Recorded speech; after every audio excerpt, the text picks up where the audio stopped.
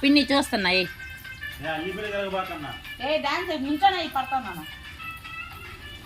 ఏమై వేద నువ్వు కూడా అన్న తర్వాత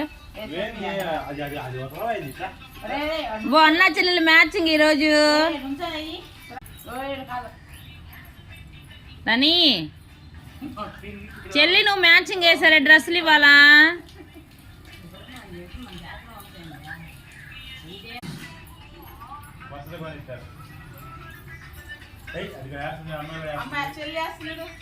నాన్న చెల్లితో ఏమా కానీ